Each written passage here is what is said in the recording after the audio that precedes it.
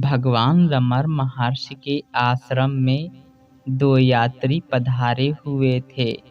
वो काफ़ी दिनों से आश्रम में रह रहे थे, जिनमें से एक यात्री ने यह घोषणा कर रखी थी कि वह बुद्धि के पार जा चुका है।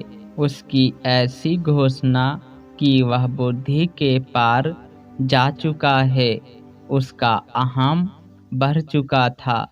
लेकिन महापुरुषों के सामने अहंकार कहाँ टिक सकता है, इसलिए महर्षि ने उसके बढ़े हुए अहंकार को उससे अवगत कराना चाहा। घटनाक्रम इस प्रकार घटित हुआ।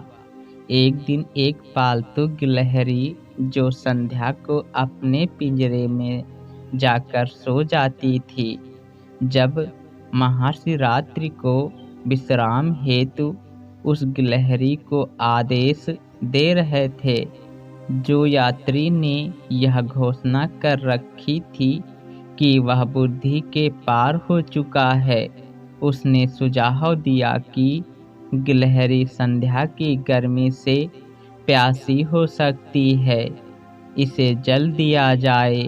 पशु स्वभाव से जानकारी होने के उसके अहंकार पर किसी ने उत्तर नहीं दिया।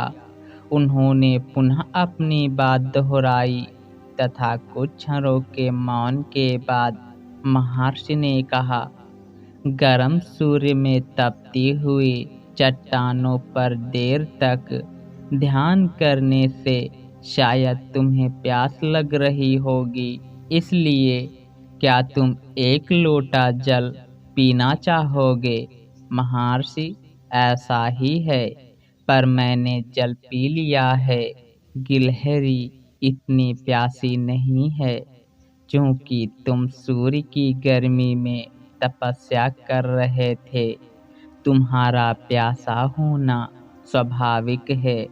गिलहरी के लिए यह निर्देश क्यों करते हो? मैंने तुम्हें सूर्य की ओर नेत्र बंद किए हुए तप्त चट्टानों पर खड़े देखा। कुछ समय मैं वहां पर खड़ा रहा, किंतु मैंने तुम्हारा ध्यान भंग करना उचित नहीं समझा एवं वहां से चला आया। तुम्हारे जैसे व्यक्ति अपनी इच्छानुसार ही कार्य करते हैं। नहीं नहीं महर्षि, मैंने जो किया वह मेरा पूर्व निर्धारित संकल्प नहीं था, बल्कि यह तो अनायास ही हुआ था।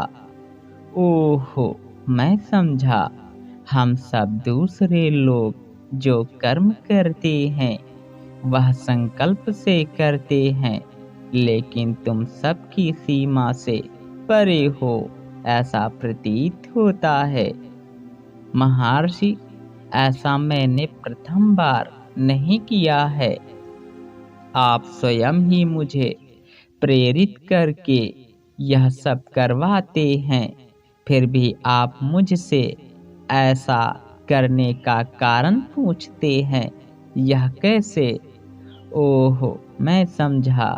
तुम्हारे समस्त कार्य मेरे द्वारा नियंत्रित हैं, तब तो तुम्हारे फल तुम्हारे नहीं अपितु मेरे माने जाने चाहिए।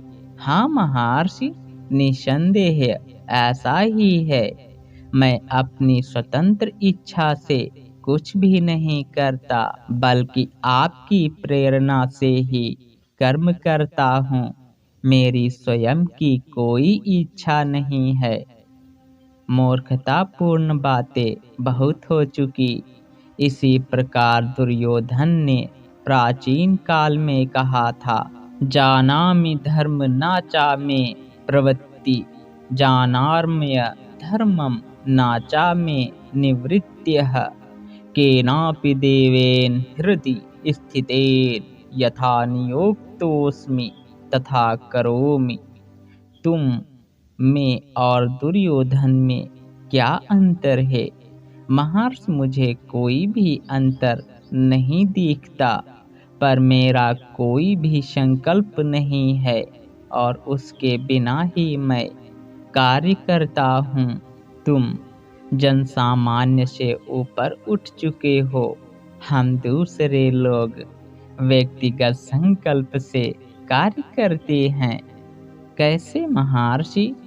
आपने अपनी एक पुस्तक में कहा है कि कर्म स्वतः हो सकता है। बस रहने दो, बस रहने दो। तुम तथा एक अन्य यात्री श्रेष्ठ व्यक्तियों का सा आचरण करते हैं। तुम दोनों पूर्ण ज्ञानी हो। तुम्हें और ज्ञान की आवश्यकता नहीं। यदि तुम यहाँ प्रायः नहीं आते होते तो मैं यह सब नहीं कहता।